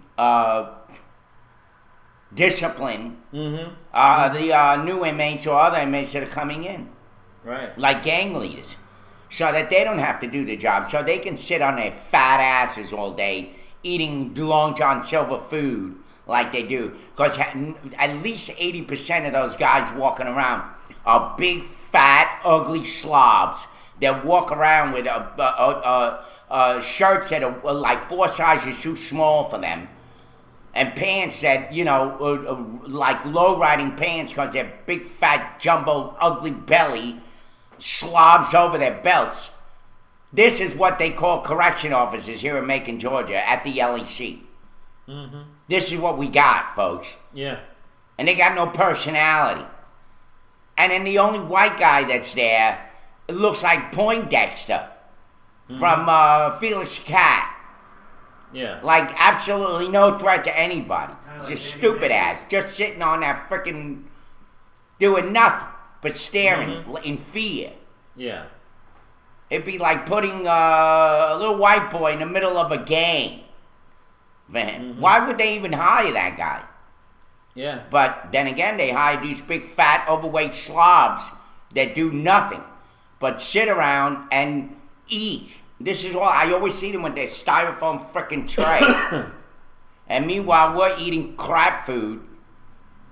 A half a sausage, 1 piece of dry bologna, a little bit of mush. I don't know what the hell is in it. They all taste the same. Every food, every stew that they give you is the same shit, except that they mix it all up with something else. Unfreaking believable. Yeah. So it doesn't surprise me that there are places that they allow this gladiator style fight. There's nothing else to do. They got no TV. They got to create some kind of entertainment, no? Yeah, you're right. You're right. They did. They were trying to. I think they were trying to get some. According to the story, the guards were wanted to get the inmates to fight each other in a gladiator style because they were bored. Not because they were the inmates weren't really, because the guards were just bored. They were just baited. According to the lawsuit, they were baiting the inmates to fight each other, just for kicks, and giggles. According to it, I mean, it wasn't because of out of. Yeah, I think we're gonna have to really close the show out early today. Yeah. Because I've got to get attention from my doggie. She's been too sick, and I think it's getting to the point she looks worse than she did yesterday. Yeah. And I'd really like to get this dog looked at. So we got to figure that out. I'll try to make some phone calls and see who I can get a hold of at this late hour, at this time. Mm-hmm. And, yeah, my dog is a little girl. I've had her just what? How many days? Since Wednesday. Wednesday. And you're right. She is too cute to be sick. And I'm hoping that it's not that serious. Maybe it's just, like you said, worms or something like that, that it's not parvo. Yeah. She needs something, though. What? She needs something, though. She needs something, yeah, no doubt. I don't think she's been eating. She's just been spitting up. Yeah. Mm-hmm. She's looking kind of frail in the bone. So we'll end the show at 10 o'clock, half an hour, and we'll call it a day. Yes. Man, my dog is about, I would say, 6 to 8 weeks old. That's it. She's a baby. And about 2 or 3 months. It's First Friday. Yes, definitely First Friday. Yeah. So y'all better watch your driving out there tonight. Yes, indeed. Let's not forget, do the Slim Sims and or do not drink and drive. Yes. Avoid that at all costs, especially one day after 4th of July. A lot of people do have hangovers, but believe me, a lot of people could not celebrate because of the rain, so they may be celebrating today. Oh, yes. Most definitely. Since the 4th did fall on a Thursday yesterday, even though the weekend is out now, so I guess it would be the day after the 4th. Wanted to get some other stuff. Does anybody local know, Ann, do you know, or somebody, LN, somebody know right now where I can go? By the way, I don't have a car too much. So I'm kind of going to be asking Derek to help me out with this one, and because I don't have a car. Yeah, it could be anything. You're right. So yeah, that's a good question. I have some money left, so I'm hoping that.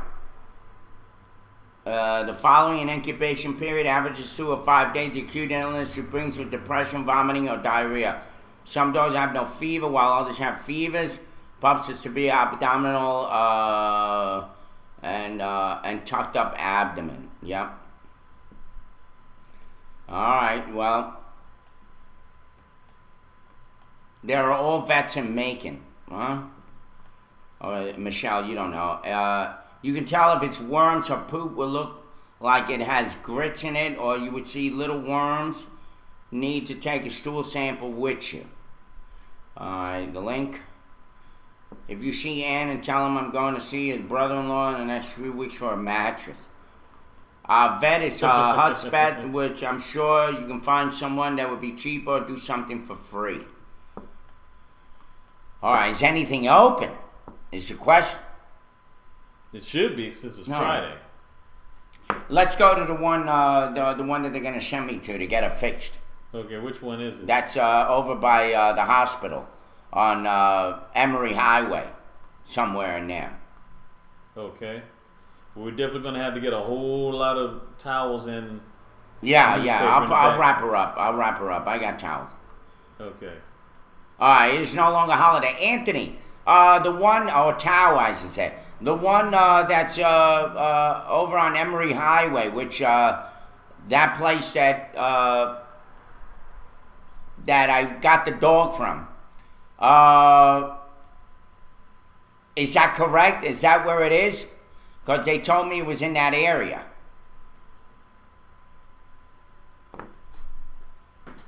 Anyway. Yeah, I hope so too, Ellen. I'm really concerned. I didn't sleep. That's probably why I'm, all over the place this morning with the show. I just could not sleep. I had her in my arms and she'd jump off, and next thing you know, she vomiting. 2121, thank you. New York State Guy 26, I appreciate you. On Riverside Drive. Okay. Okay. 2121 Riverside Drive. Yeah, I know. It's a shame that she got sick so quickly. Yeah. All right, 2121 Riverside Drive in Macon, 31204. That's not too far from here. Okay. All right. So, let's try to focus. What else is in the news? The only thing that sorts of does Jerry have the gas? Yes. Yeah. He'll have it. Okay. Got it. We have some stories. A Virginia boy was shot in the head while watching fireworks. This is in Midlothian, Virginia. A 7-year-old boy is listed in critical condition after he was shot in the head while watching fireworks with his father. The boy was with his father in a parking lot outside the Boathouse restaurant in Midlothian, Virginia around 9 p.m. when he was struck in the head by a bullet. A large crowd had been gathering over the reservoir to watch fireworks, and the young boy, who was 7, was walking through the parking lot with his dad. He was a few steps behind his dad, and the boy, fell to the ground. At Chesterfield Police Captain Brad Badgegrove said, initially they thought he passed out, then they saw some blood, and they thought he may have hit his head. When he arrived at the hospital, the medical personnel found a bullet wound at the top of his head. Police said it was unlikely that the shot was intentionally fired at the boy. Officers believe the bullet came from a gun fired off from the premises, a stray bullet. Says, we don't think it's an intentional shooting. The captain said, we think that somebody in or around the area was celebrating 4th of July. Unfortunately, we think they were shooting a gun in a reckless manner, and this young boy is a victim. That's the reason why they made fireworks legal in Georgia, because people basically just shoot their guns in the air like, wee-hoo, go act like pop, pop, pop, pop, pop, pop. And wherever it lands, are you guys open today? Yeah, they do, because people obviously they don't know about science. I just got a little puppy, and obviously people don't know that much about science, because as you know, what goes up I'm not sure where to go. must come down. I'm really concerned about it's really sad. People have to act a fool in order. Yes, 10:15 is perfect. No, ma'am. But as I said, though, people have got to be careful when they do stuff like this. MARTINEZ. Okay. 478-254. It's 9:34. Someplace. Alexis. It's right there next to the precinct. Little chocolate lab. Yeah, next to the Kroger. She's probably next to the Kroger. Yeah.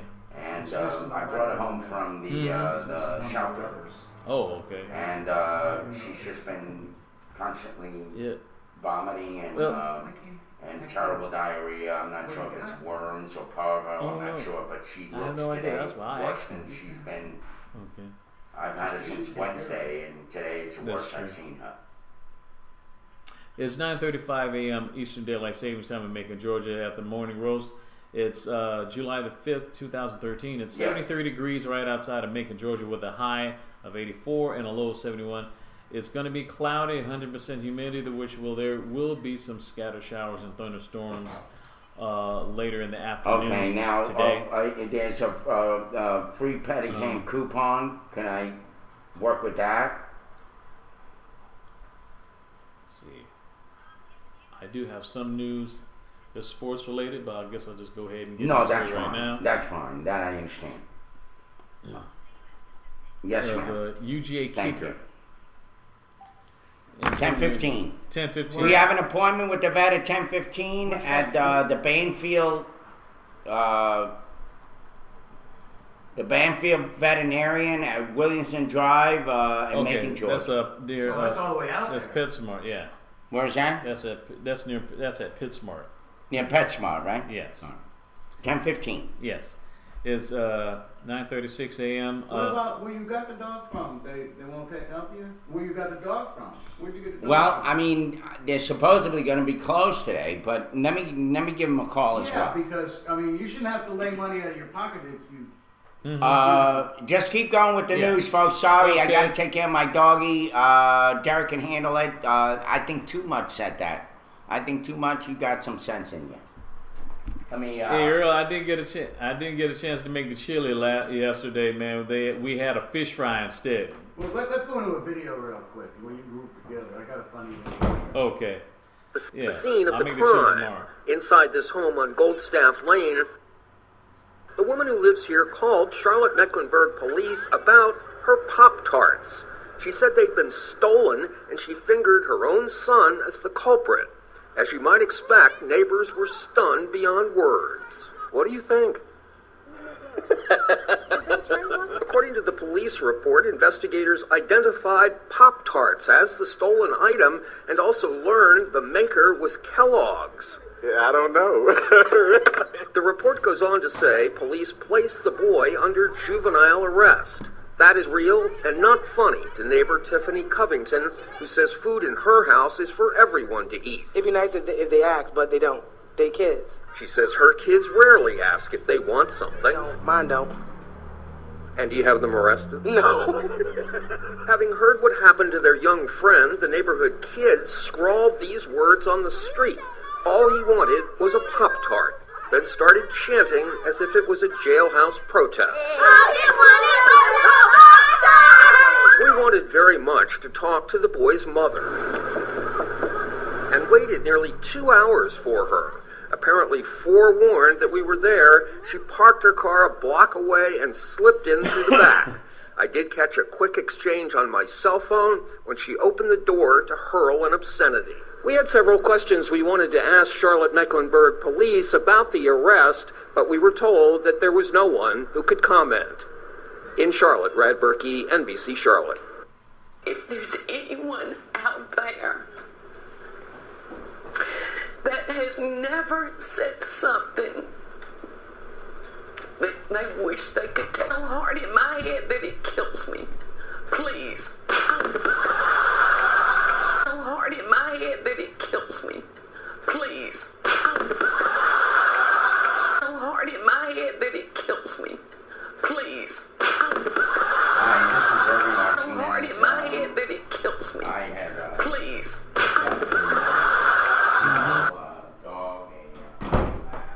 Wow, it is getting crazy during the 4th or 5th. They're like, geez. It's like instead of getting the 4th of July, but people are acting like they're getting like a 5th of Hennessy in their systems right now, don't you think?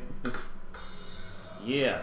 Right hey, now. I seen I don't know, with guys from work years ago.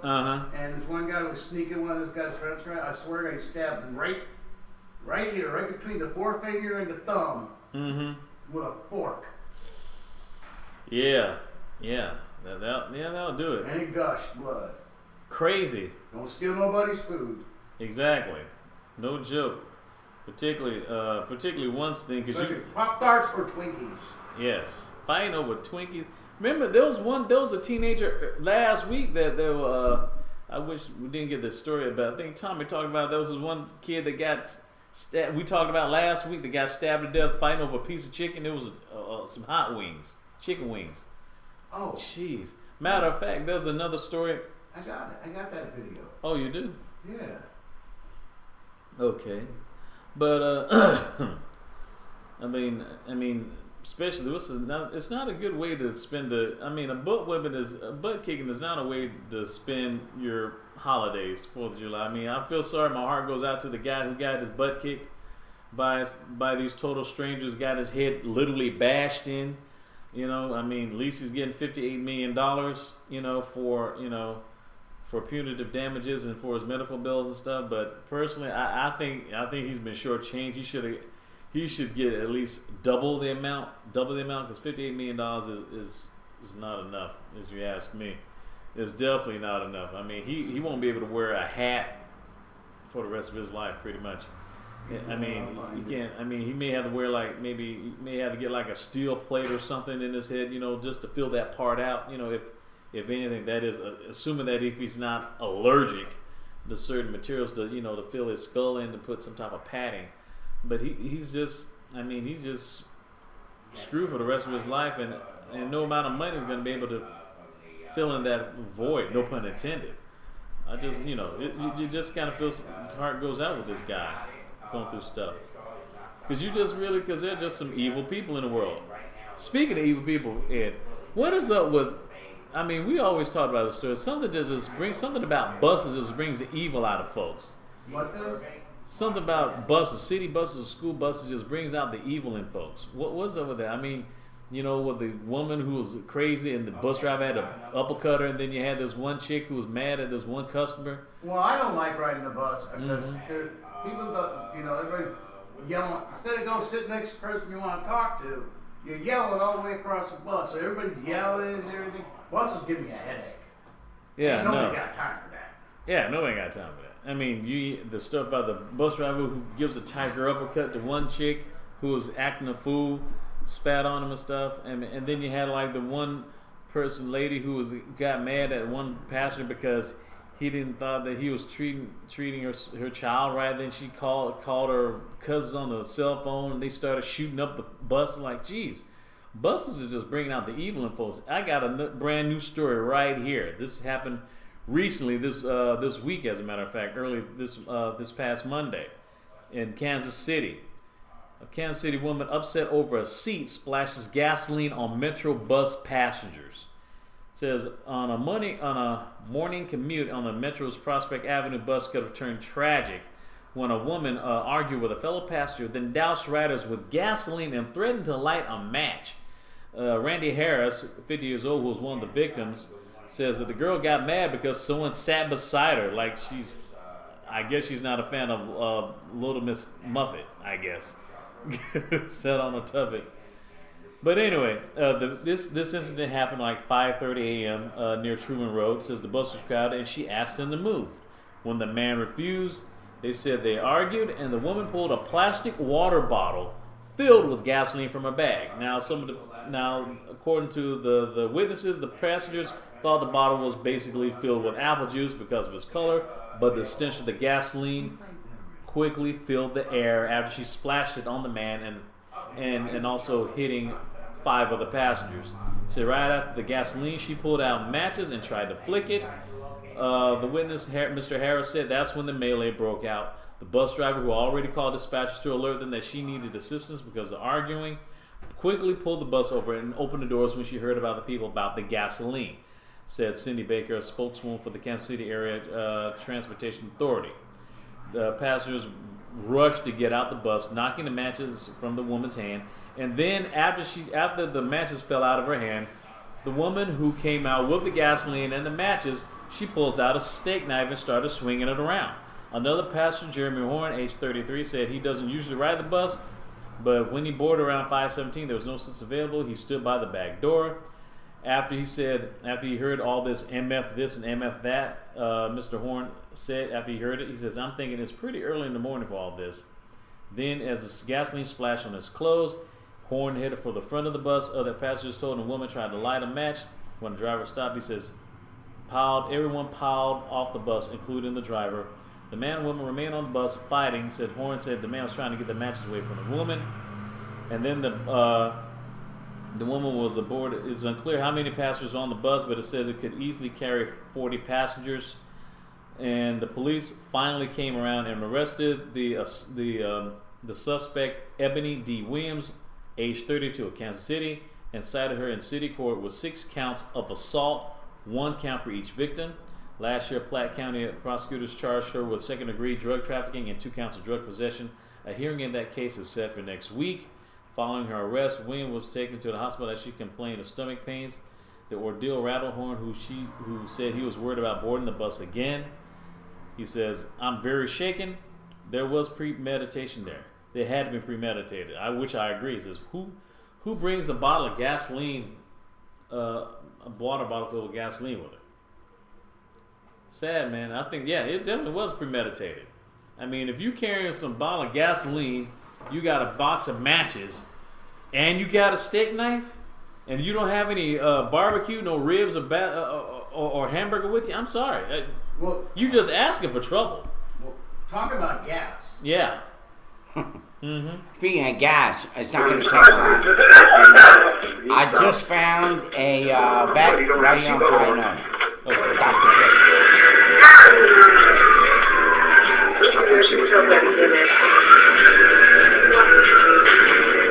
Not wearing a seatbelt.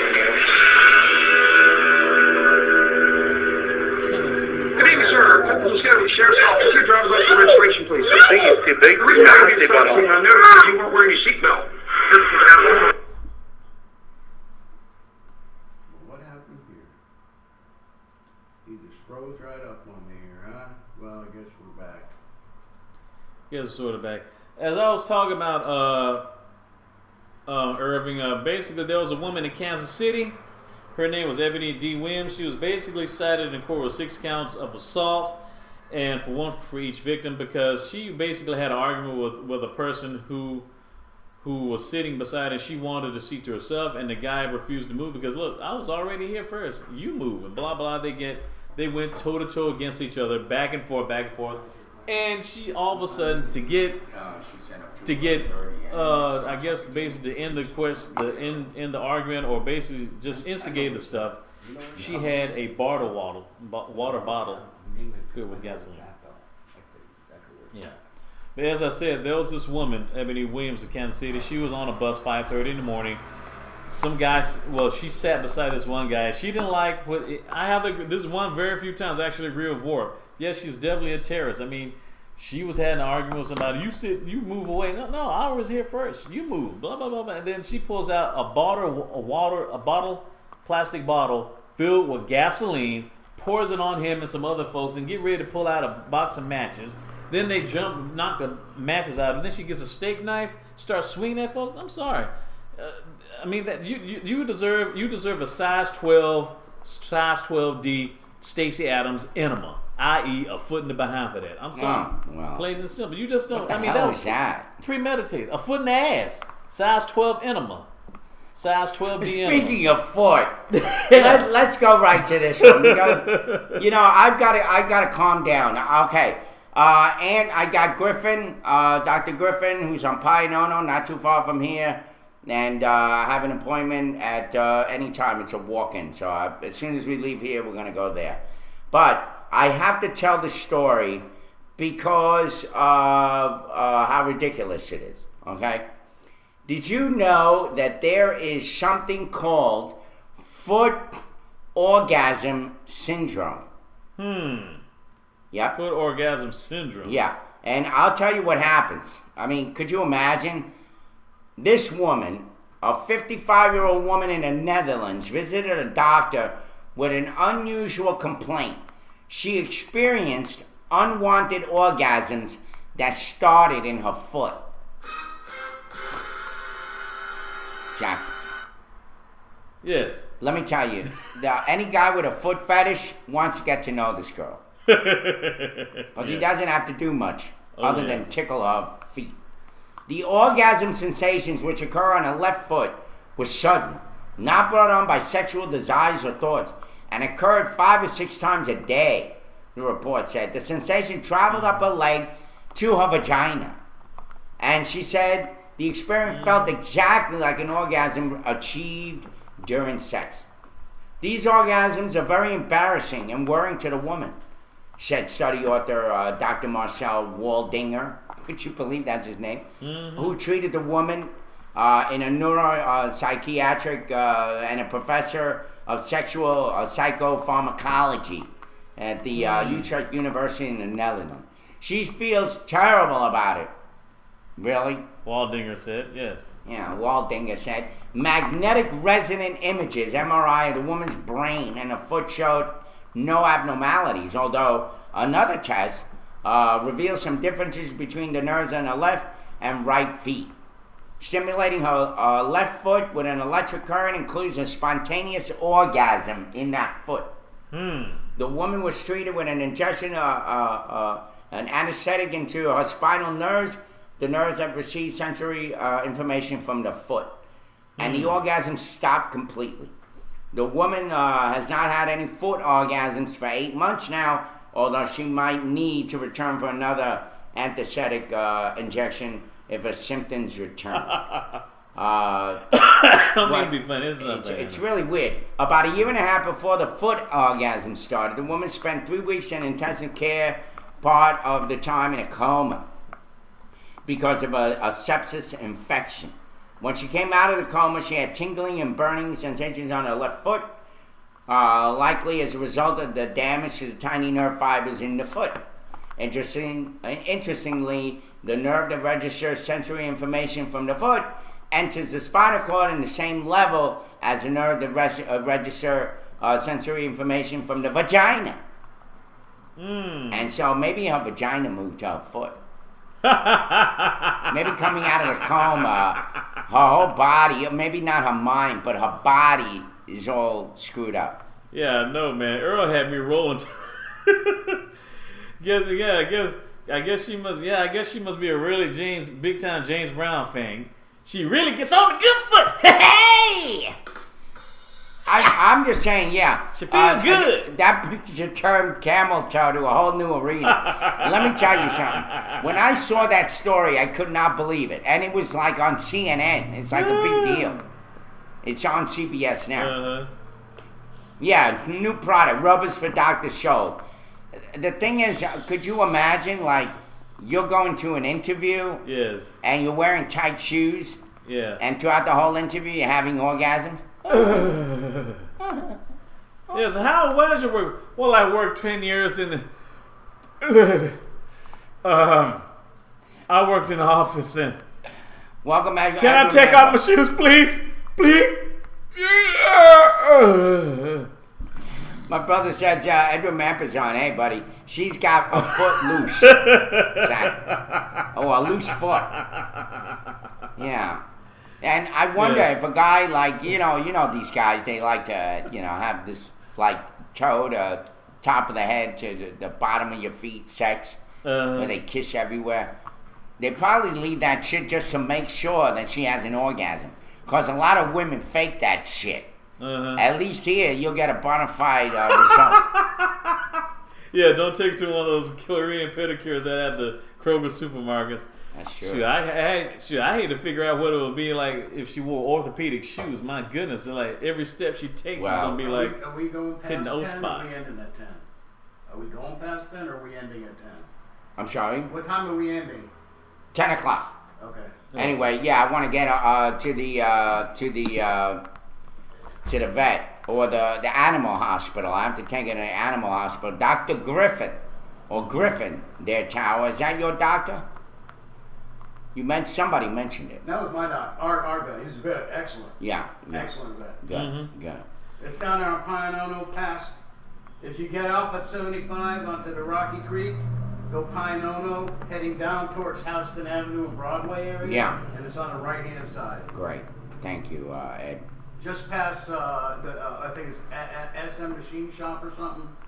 Yeah, I'll take him to Dr. Waldinger. Yes. Yeah.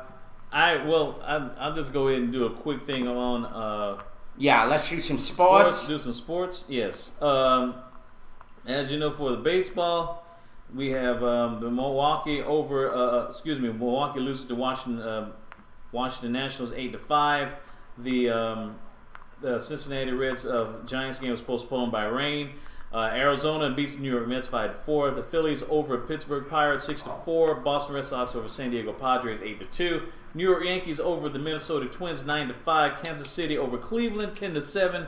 Tampa Bay in extra innings 7-5 beats Houston in 11 innings. Chicago Cubs blanked by Oakland A's 1-0. Detroit smashes Toronto 11-1. Miami shocks Atlanta 4-3. Texas over Seattle Mariners 5-4. Dodgers loses to Colorado Rockies 9-5, and the Angels loses to St. Louis 6-5. And the Tour de France is in stage 7 of the Tour de France bicycle race. That's still continuing. The Djokovic Ides is eyeing the Wimbledon final. They're getting ready to start the Wimbledon final later today, this weekend. As always, They're going to be playing again. I think actually they're playing live.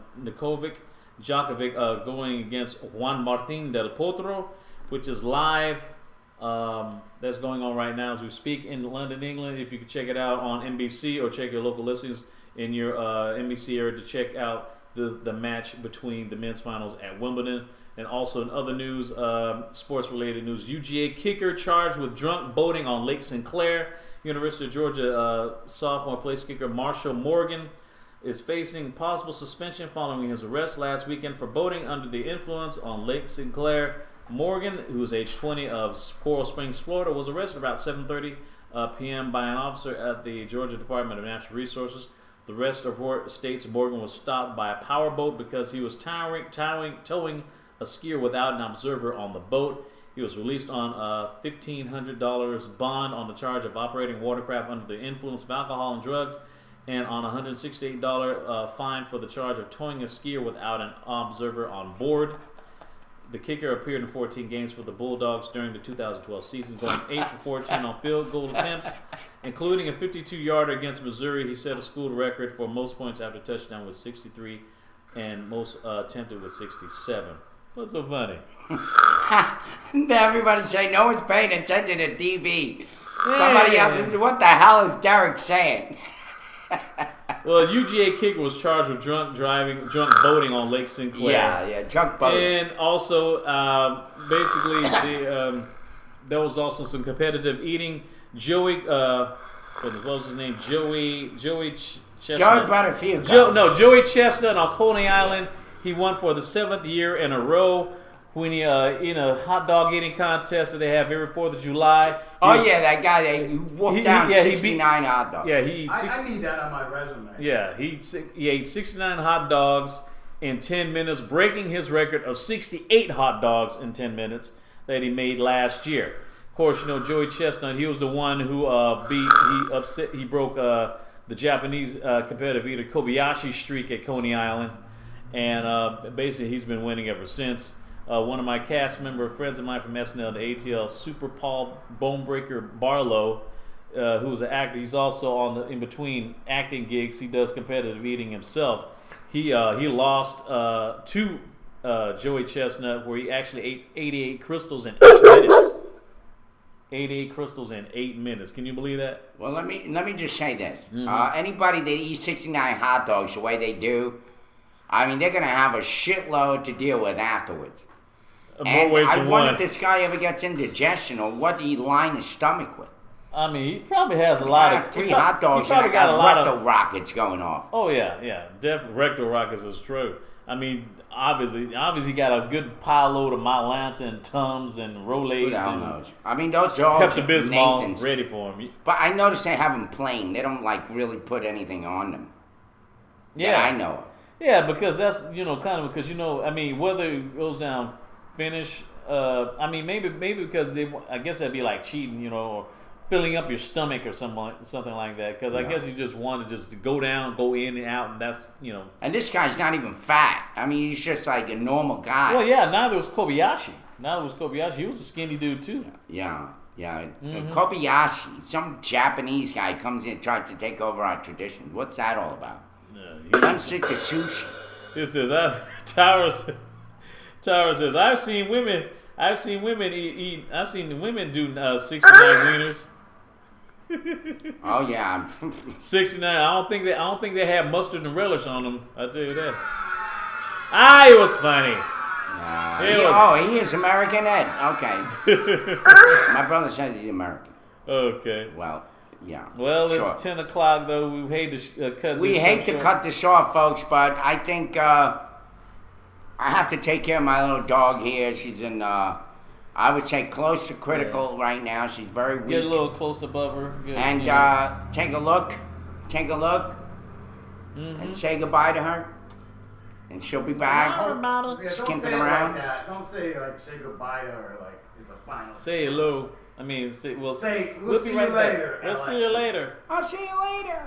See you later. Thank you for everyone who's watching us. Earl Big Skillet. All right, Tara, please call me later. Earl Big Skillet, The Bean, Ellen Macon, Plastic Canvas, ATT, Edward Mampa, Here Forever, Harry Cooter, too much, NC State guy 26, Tower London, and U of Mississippi. Thanks, ATT.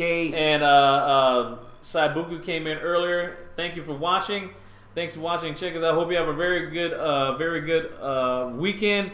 And we'll see you Monday and have her nice and happy and jumping around all over the place. I pray to God she'll be fine. Just little indigestion. Yes, 73 degrees in Macon, Georgia. Cloudy with a high of 84. Have a great weekend, folks. Thank you for showing up. 73s is a code for goodbye and amateur radio talk, too. Oh. 73. 73, everybody. 73.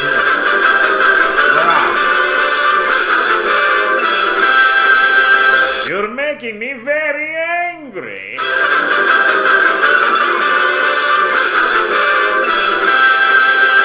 Where's the kaboom? There was supposed to be an earth-shattering kaboom.